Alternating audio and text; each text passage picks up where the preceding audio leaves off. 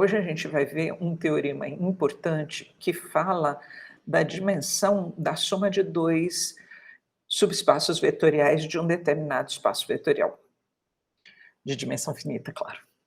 Relembrando então, se a gente tem um espaço que não é só o vetor nulo e ele é finitamente gerado, a gente tem também um subconjunto dele, a gente vai dizer que esse subconjunto que a gente está chamando aqui de B é uma base do V, se e somente se 2 coisas estiverem satisfeitas. Esse B é um conjunto LI e esse B gera o espaço todo, ou seja, o gerado pelo B é igual ao V. No caso da gente ter, então, um espaço vetorial qualquer, que pode ser só o nulo, mas é finitamente gerado, no caso de ser só o nulo, a gente vai dizer que a dimensão desse V é 0. E se não é só o nulo, o vetor nulo, a gente diz que a dimensão do V é o número de elementos de alguma base do V, já que todas as bases desse V finitamente gerado vão ter a mesma quantidade de elementos. E aí a gente viu também os seguintes resultados. A gente viu uma proposição que diz o seguinte: se num espaço vetorial de dimensão m, eu tiver uma sequência com mais de m elementos, então essa sequência necessariamente vai ser LD. E aí seguiam 2 consequências desse resultado. O primeiro é esse corolário.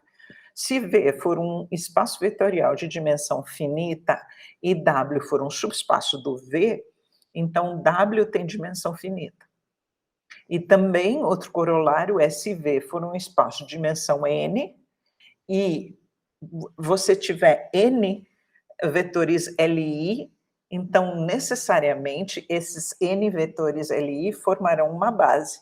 E daí, nesse caso, você não precisa mostrar que gera, porque já vai gerar, naturalmente, tá? A gente demonstrou esses resultados na aula anterior. A gente viu também o teorema do completamento. Viu que se a gente tem um espaço vetorial n-dimensional e vetores LI numa quantidade que é menor do que n, então a gente pode completar esses vetores para uma base do V. Então vão existir vetores, outros, que juntados com os nossos primeiros 1 até o R, formam uma base. Portanto, o conjunto desses vetores aqui vão ser LI e vai gerar o espaço todo. Agora nós vamos ver esse teorema, que é o teorema chamado teorema da dimensão da soma. Vamos considerar um espaço vetorial de dimensão finita e 2 subespaços no V, que são o U e o W. Então, a dimensão da soma do U e o W vai ser igual à dimensão do U mais a dimensão do W menos a dimensão da intersecção. Vamos demonstrar esse teorema. Vamos lá. Como a dimensão do V é finita e o IW e o interW são subespaços vetoriais de V, as suas dimensões também são finitas. Então, vamos considerar M como sendo a dimensão da intersecção e vamos considerar que eu tenha esse B, que é uma base da intersecção. Portanto, então, ele tem M elementos aqui, que são ali, gera a intersecção toda. Beleza. Como, então, o B é LI e o B está contido na intersecção, portanto, ele está contido no U e está contido no W, pelo teorema do completamento, eu pego esses elementos do B e consigo completar para uma base do U, mas também consigo completar para uma base do W. Então, vamos lá. Existem vetores no U que eu completo esses daqui que estão na intersecção até completar tudo para o U. E, analogamente, para o V. E aí eu vou considerar que essa quantidade que eu completei, somando com o M que eu tinha antes, vai dar a dimensão do U, né, obviamente, já que eu estou completando para uma base, então o número de elementos dessa base dá a dimensão do espaço, e a mesma coisa aqui, olha. Eu tinha M elementos iniciais e completo para uma base do W. Então, eu vou ter isso aqui, a dimensão do W. Beleza. Então eu tenho o seguinte, a dimensão do U que a gente chegou, olha aqui, a dimensão do U é M mais P, a dimensão do W, lembrando, M mais Q, e a dimensão da intersecção M.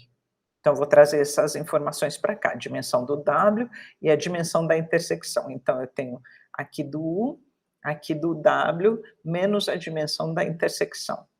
Isso vai dar o quê? Vai dar M mais P mais Q, certo? Eu posso tirar esse M aqui, por exemplo, com esse M daqui. Ok, então, eu preciso mostrar que a dimensão da soma dá exatamente essa quantidade. Vamos lá. Eu preciso mostrar, então, que esses caras daqui formam uma base de U mais W. Porque daí, se esses caras formarem uma base de U mais W, naturalmente, essa igualdade vai estar satisfeita, porque aí a dimensão vai ser o número de quantidades da base. Então, se eu mostrar que isso aqui é base, já acabou. Vamos lá, para mostrar que é base, eu preciso mostrar que U mais W está contido aqui, tá? Então, vamos lá, eu vou pegar um elemento de U mais W e mostrar que ele é combinação linear dessa montanha de vetores. A outra inclusão, ela é óbvia, esses caras estão em U mais W, obviamente, porque esses caras aqui estão no U, você completa com um monte de zero de vetores do W, de zero vezes caras do W, e você tem, então, um elemento que está na soma, porque é escrito como um pedaço do U mais um pedaço do W. A mesma coisa com esses Ws aqui que você pode fazer e somar com zero vezes caras do U. E então você consegue escrever os Ws como elemento da soma. E a mesma coisa aqui da intersecção, já que esses caras da intersecção estão no U, e você então soma com um monte de zero vezes W'inhos, ou então você considera ele como um elemento do W e soma com zero vezes Uzinhos, tá? Esses Uzinhos específicos aqui. Beleza, então uma inclusão é óbvia, basta a gente mostrar a outra inclusão. Porque daí, se esses caras vão gerar, a gente vai ver que depois eles são LI, então eles vão dar de fato uma base. E aí, da gente ter uma base do mais W, a gente conta quantos tem lá dentro e vê que dá a dimensão, e portanto acabou com a demonstração do teorema. Vamos lá. Então eu pego, para mostrar essa inclusão, eu pego um cara daqui, que é esse Vzinho aqui, e vou mostrar que ele pode se escrever como combinação linear dessa galera.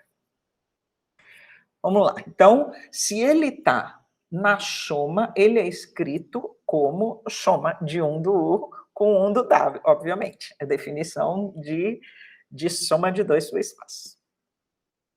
Mas se um cara está no U, ele está no gerado por esses, certo? Afinal de contas, esses caras todos são ali e vão dar uma base para o.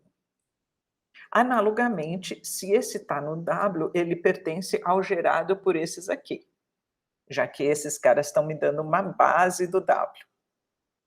Beleza, então, o Vzinho, que é U mais W, pertence a isso aqui, porque ele pode ser escrito como,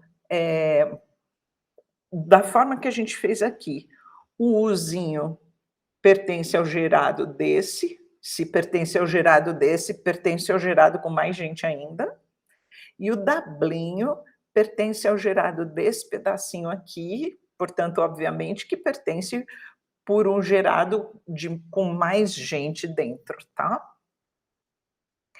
Então, agora a gente quer provar que essa galera aqui forma um conjunto LI. O que a gente tem que fazer para para mostrar que é um conjunto LI? A gente vai fazer a combinação linear nula e vai mostrar que todos os coeficientes dessa combinação nula são zero, tá? Então, vamos supor que existem escalares, esses alfas, esses betas, esses gamas, de forma que a gente tem a combinação linear nula.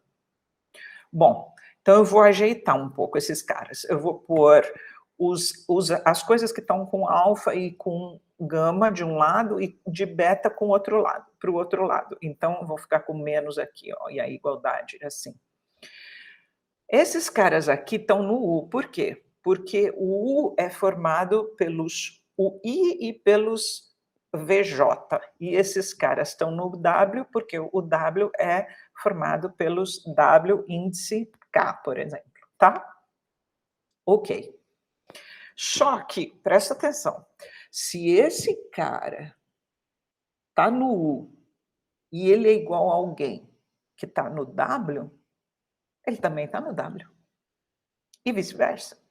Se esse cara aqui está no W, mas ele é igual a alguém que está no U, ele também está no U. Portanto, a gente depreende que esse pedaço aqui está na intersecção do U com W, que é gerado só por esses caras aqui. Bom, se isso aqui está na intersecção, que é gerado só pelo V1 até o VM, então a gente consegue escrever isso aqui como combinação do V1-VM. Agora nós estamos com uns gamas aqui, que eu também coloquei em azul, mas eles não são esse delta, são outros coeficientes. E aí, colocando todo mundo de um lado da igualdade, eu vou obter isso aqui. Mas agora eu reparo no seguinte, esse conjunto de vetores aqui é LI, pois ele é base do W. E aqui eu tenho o quê? A combinação linear nula.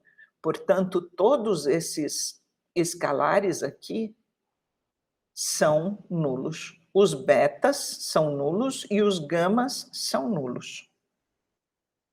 Pronto.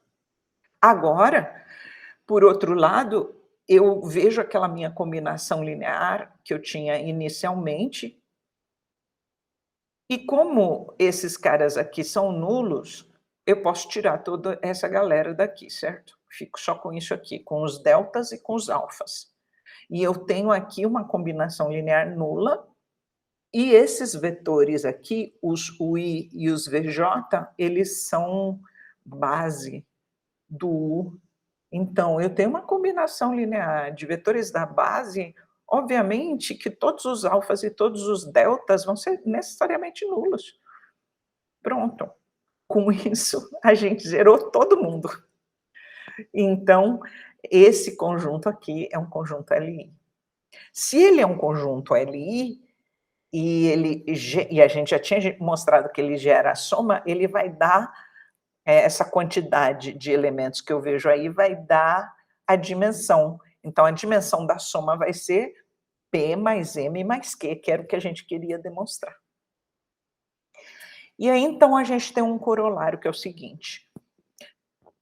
Vamos considerar que a gente tem um espaço vetorial de dimensão finita e um subespaço do V. Se a dimensão desse subespaço for igual à dimensão do espaço todo, então necessariamente o U é igual ao V, tá? Vamos lá. É claro, então, que o centro subespaço está contido no V. Vamos supor que o V não está contido no U, que é isso que a gente queria para mostrar essa igualdade aqui, certo? Então, para mostrar essa igualdade, o que a gente precisa? Mostrar duas inclusões. Essa inclusão aqui, que ela é óbvia, porque o U é subespaço, e a gente precisa mostrar a inclusão assim. Vamos supor que essa inclusão não vale, para chegar numa contradição e, portanto, a gente ter a igualdade aqui. Vamos supor, então, que tem um cara no V que não está no U. Né? Então, a gente tem o U aqui contido no V, eu vou supor que tem um cara aqui que não está nesse aqui. Tá? E vou considerar o espaço gerado por esse Vzinho aqui, que é esse W. Então, esse W tem dimensão 1 necessariamente. Por quê? Porque esse V não é o zero, porque se fosse o zero, ele estaria no 1. Né? Então, a gente já sabe que esse V não é o vetor nulo, tá? Então, eu tenho a dimensão do W é 1.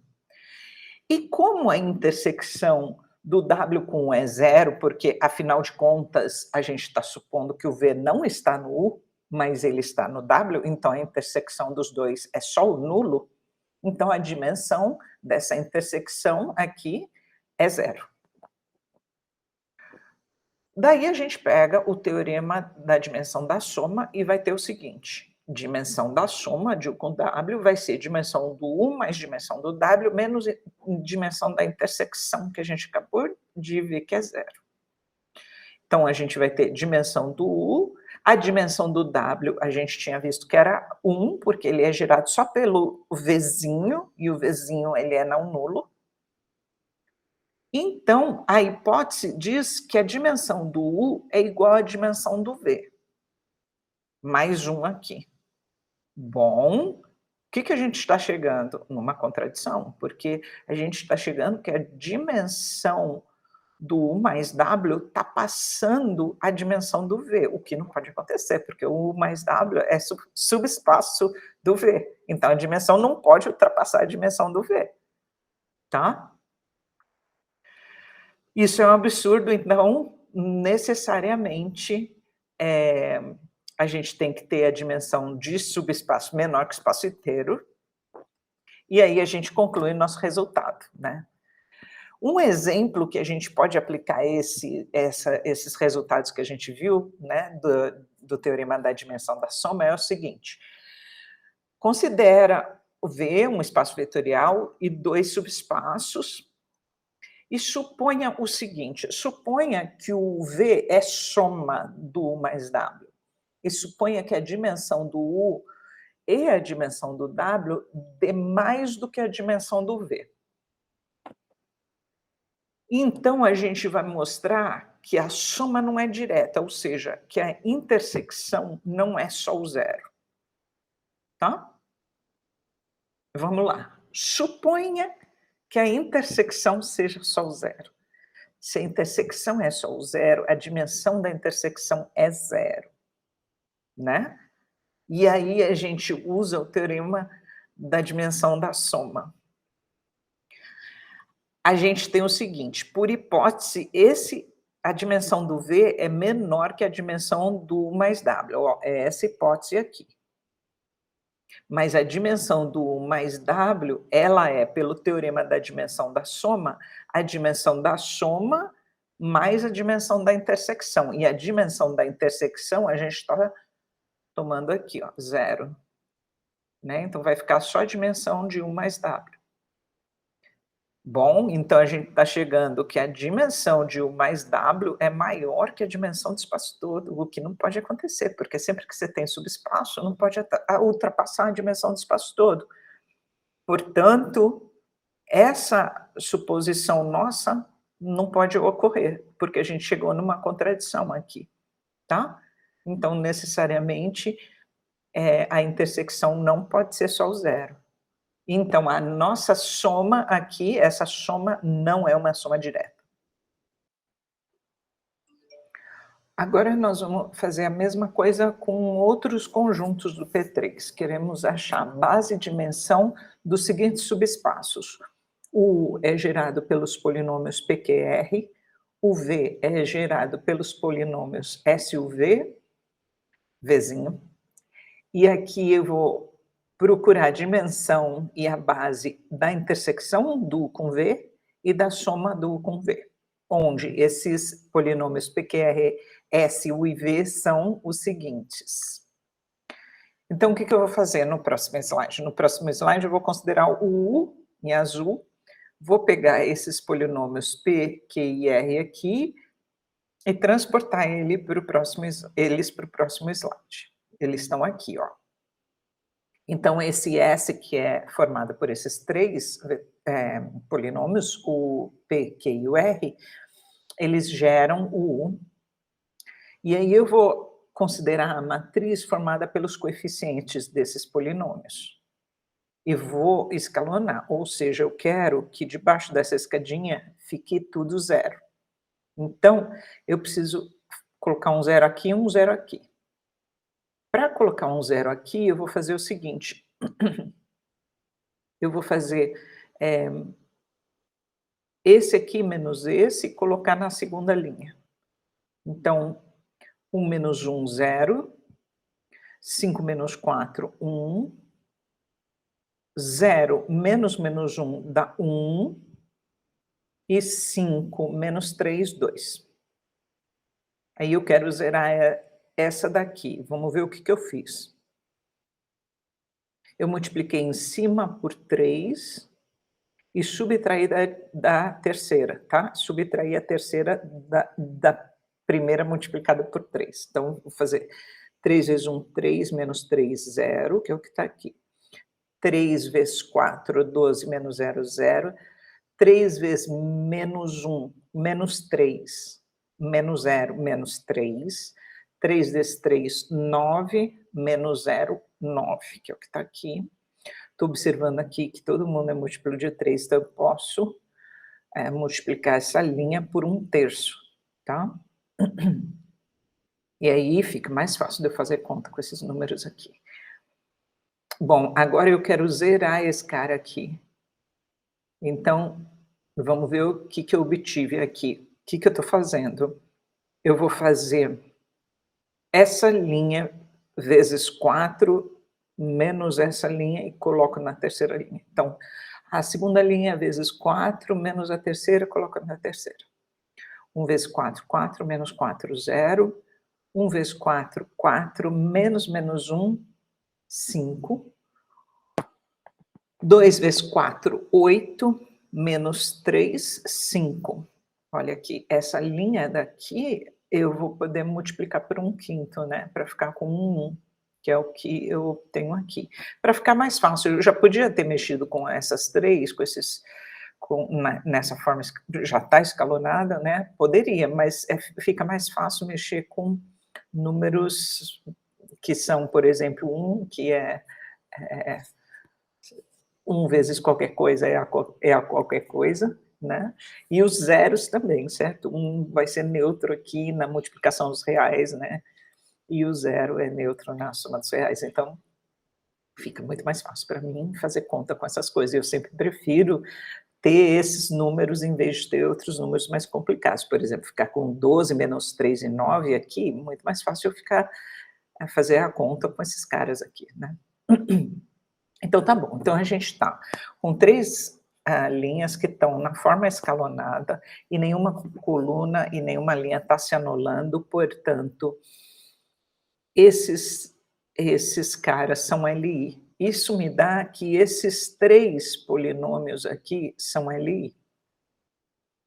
Então tá, peguei a matriz de novo, estou trazendo para esse slide aqui e estou fazendo essa observação, que os 3 polinômios iniciais, como deram origem a uma matriz escalonada em que nenhuma linha e nenhuma coluna se anulam, eles são LI. E o S, então, que já gerava o U, por causa dele ser LI, ele vai ser uma base, e por isso ele vai dar a dimensão do U, que é 3, porque eu vou ter 3 caras no S, conto, 1, 2, 3. Outra base para o U seria exatamente eu tomar esses números que estão na matriz escalonada e recuperar os polinômios com esses coeficientes, que seria então, por exemplo, esse aqui, ó, que eu mantive a primeira linha, mas depois eu vou tomar essa linha aqui e recuperar esse polinômio, e pegar essa linha aqui e recuperar esse polinômio. Esses 3 aqui também são base de U, também geram U, tá? Ok. Para o V nós vamos fazer a mesma coisa, vamos pegar os polinômios do V que eram lá no começo, vamos lembrar deles que agora eu já esqueci. SUV, ó, esses 3 aqui, SUV. Vou trazer o SUV lá para o slide para ficar mais fácil, tá? Então, eu trago o SUV aqui, estou chamando o conjunto do V de C, portanto, V é gerado pelo C. Agora eu vou fazer a mesma coisa, eu vou considerar a matriz dos coeficientes do C, que vai ser essa, e eu observo que ela já está na forma escalonadinha, bonitinha, e nenhuma linha, nenhuma coluna se anulou. Portanto, esses vetores são ali, portanto, C, que gera V, também é uma base de V. Isso, então, vai me dar que a dimensão do V é 3. Ok. Agora a gente vai fazer o item D, ou seja, achar uma base e a dimensão da soma do U com o V. Para fazer isso, então, a gente sabe já que se a gente colocar todos os vetores que geram U e todos os vetores que geram V juntos, esses todos geram U mais V. De fato, se o P está no U, eu completo com um monte de zeros para a base de U mais V e vai estar no U mais V. A mesma coisa, o S, por exemplo, que está no V, eu completo com um monte de zeros para uma base do U e vai estar no U mais V, tá bom? Pensando desse jeito, então, nós vamos pegar todos os coeficientes desses polinômios e montar uma matriz, que é essa matriz aqui. Vamos observar o seguinte, esses 3 primeiros, eles são os coeficientes dos polinômios azuisinhos, que geram U, e esses de baixo, esses 3 de baixo, são os polinômios vermelhinhos que geram o V. Do que a gente tinha feito antes, olha, a gente já tinha percebido que esses 3 polinômios que geram o V já estavam na forma escalonada. Mas os que geram U, a gente escalonou, e vamos pegar o escalonamento que a gente fez antes e agora. Então, a gente tem essa matriz aqui. Bom, essa matriz, agora, nós vamos continuar o escalonamento considerando essas 6 linhas. Vou levar ela para o slide seguinte. Eu tenho isso, e agora, por exemplo, eu vou considerar escalonar essa linha em relação a essa daqui. Então, o que eu vou fazer? Eu vou fazer 1 menos 1 e ponho na linha 4. Então, eu vou fazer linha 4 menos linha 1, ponho na linha 4. Depois, 4 menos 4, 0, ponho aqui. 0 menos o menos 1 dá 1, ponho aqui, ó. E 0 menos 3 dá um menos 3, ponho aqui. Vou, ao mesmo tempo, escalonar essa daqui, essa linha 5 aqui, em relação à linha 3. Então, eu vou fazer o quê? Eu vou fazer linha 3 menos linha 2, linha 5, e põe na linha 5. Linha 3 menos linha 5, põe na linha 5. Vai ficar 1 menos 1, 0, ponho aqui. E aí, 1 menos menos 1, ponho aqui, 2. Aí, eu já vou observar que essa linha daqui, não, eu vou observar o seguinte, antes disso, vou escalonar essas duas para a próxima vez, e já vou observar que essa daqui é múltipla dessa, então eu vou desaparecer com a última linha, que eu posso escalonar em relação a essa, e já vou multiplicar essa por meio para ficar com 0,001. Então, vou fazer o seguinte, olha, vou ficar 0,001, que veio dessa daqui, essa daqui eu escalono em relação a essa daqui e vira 000 tudo, e agora eu vou olhar para essas duas aqui, ó, para essas duas aqui e vou escalonar a terceira em relação à segunda. Vou fazer o seguinte, vou fazer linha 3 menos linha 4 e pôr na linha 4. Então, 1 menos 1 dá 0, é esse 0 aqui. E 1 menos menos 3 dá 4, que é esse 4 aqui. E aí, aqui, de novo, eu observo que essas duas linhas, uma é múltipla da outra, eu vou poder, então, no próximo momento do escalonamento, desaparecer com uma delas. Vamos desaparecer, por exemplo, com a última e multiplicar essa com a última, ou seja, a quinta, e multiplicar a quarta linha por 1/4, tá? Então, a gente vai obter isso. Então, vejam, essas duas linhas aqui se anularam totalmente e as outras 4 primeiras, elas estão escalonadas e nenhuma linha se anula e nenhuma coluna se anula, tá? Então, com isso, a gente obteve o conjunto de esses 4 aqui, vetores que geram o espaço U mais V, E eles vieram dos 4 primeiros polinômios lá que a gente começou, o PQR e o S.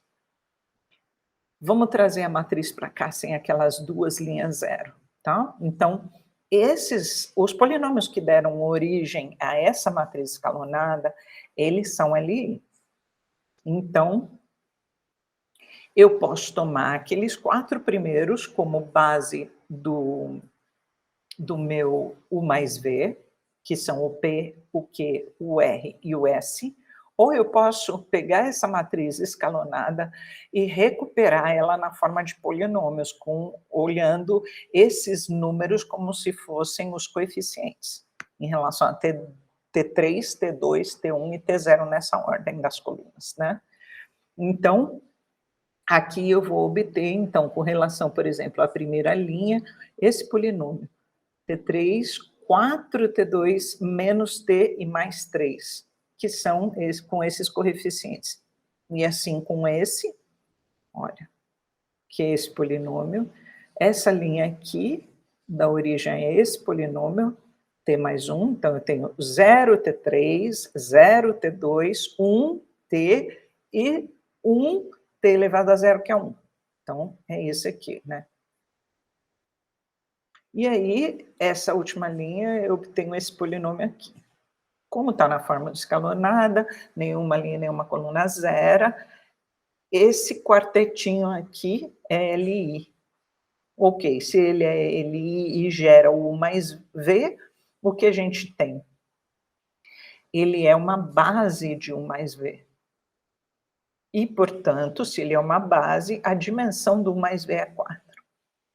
Só que a gente sabe que o P3 tem dimensão 4. E o U mais V está dando de dimensão 4. Então, o U mais V tem que ser necessariamente o P3.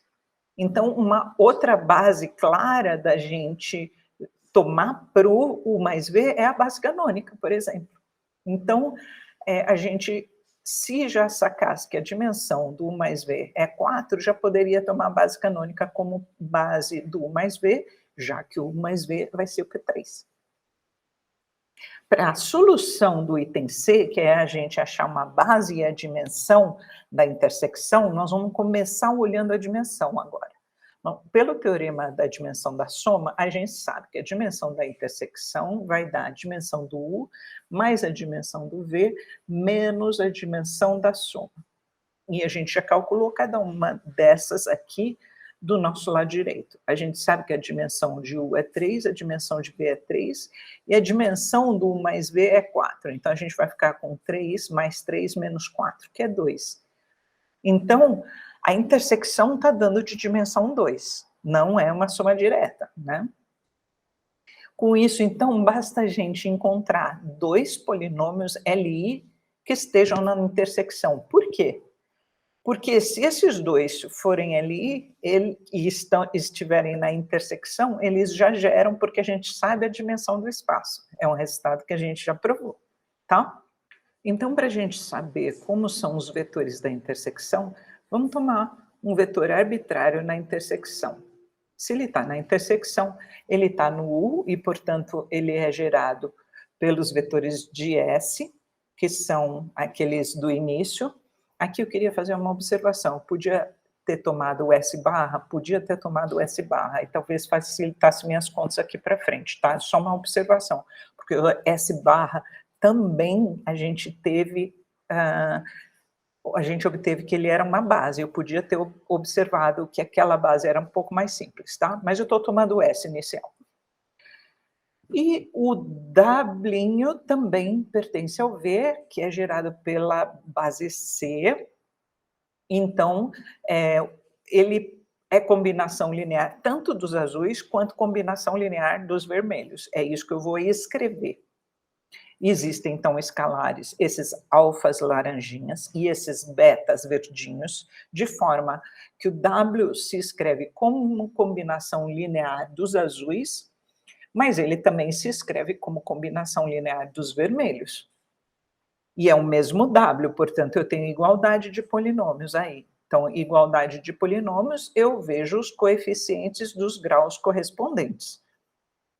Então, eu observo que precisa ser satisfeita as seguintes 4 equações, tá? Com relação aos coeficientes. Eu vou olhar todos os coeficientes do T3 aqui, ó, o alfa1, o alfa2 desse T3 aqui, 3 alfa3 é o coeficiente desse T3 aqui, e aqui, como eu vou igualar, quando eu passar tudo para um lado só, eu vou ter menos beta1, por isso que eu vou ficar aqui, ó, com alfa1 mais alfa2 mais alfa3 menos beta1. E assim, para os coeficientes do T2, para os coeficientes do T a primeira e os coeficientes do T elevado a zero, que são os termos independentes. E aí, se eu mexer com as duas primeiras equações aqui, de forma que eu tenha, aqui é L2, tá? 4L1 menos L2, e coloque no lugar da L1, multiplicando tudo por 4, eu vou obter essa equação aqui, ó. Então, o que eu vou fazer?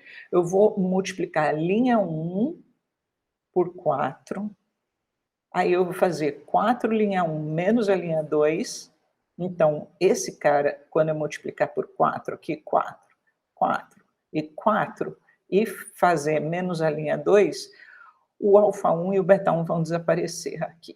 E eu vou ter só isso aqui, ó, tá? Já multiplicando aqui por 1/4, tá? Então, só observando aqui que é a linha 1 e a linha 2, que eu estou agindo com essas duas. E daí, com relação a essas 4 equações aqui, eu observo que o alfa3, o beta1, o beta2 e o beta3 podem ser escritos em função de alfa1 e alfa2. É isso que eu estou escrevendo aqui, ó. Alfa3 pode ser escrito em função do alfa2, o beta1 de alfa1 e alfa2, o beta2 de alfa1 e o beta3 de alfa1 e alfa2. Então, a gente consegue escrever esses 4 aqui em função desses dois. Era isso que a gente conseguia perceber, e isso está sendo coerente com a dimensão 2 que a gente espera do nosso espaço, que a gente já sabe, né, que é nosso espaço, que é a intersecção do U e do V, né? Então, eu tenho aqui 2 graus de independência, que é super coerente com a dimensão 2.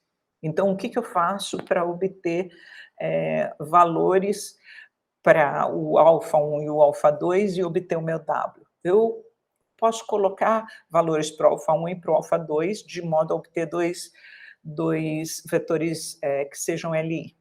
A maneira mais fácil de fazer isso é colocar valor 1 para um deles e 0 para o outro, ou para os demais outros. Se tivessem 3 graus de liberdade ou 4 graus de liberdade, você ia colocar 1 para um, 0 para os demais, 1 para o outro, 0 para os demais, e assim por diante. Então, o que a gente vai fazer? Colocar 1 para o alfa1 e 0 para o alfa2. E depois a gente vai colocar 0 para o alfa1 e 1 para o alfa2. E daí a gente joga na equação do W com alfa1, alfa2 e alfa3. Por quê? Se o alfa1 é 1 e o alfa2 é 0, se o alfa2 é 0, o alfa3 é 0. Então, lá na equação do W, em relação ao alfa1, alfa2 e alfa3, a gente vai ficar só com as coisas que estão multiplicando o alfa1. E se a gente fizer o alfa1 sendo 0 e o alfa2 sendo 1, aí, se o alfa2 é 1, o alfa3 é 1/3. Só que o alfa3 sendo 1/3, ele é interessante lá no nosso W. Vamos voltar para lá.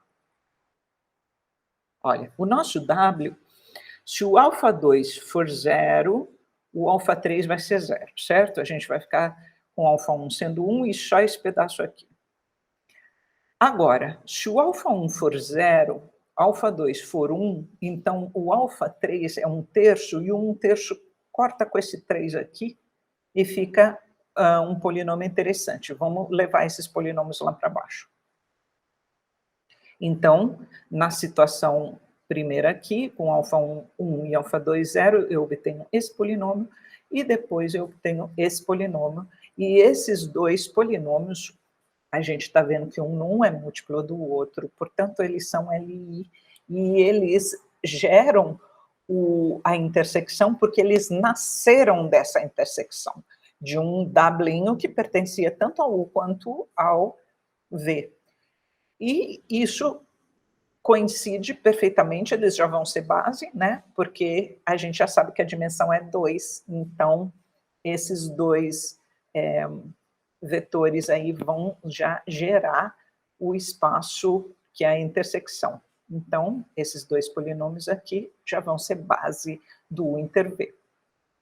Beleza? Espero que vocês tenham entendido esse último exercício. Tchau.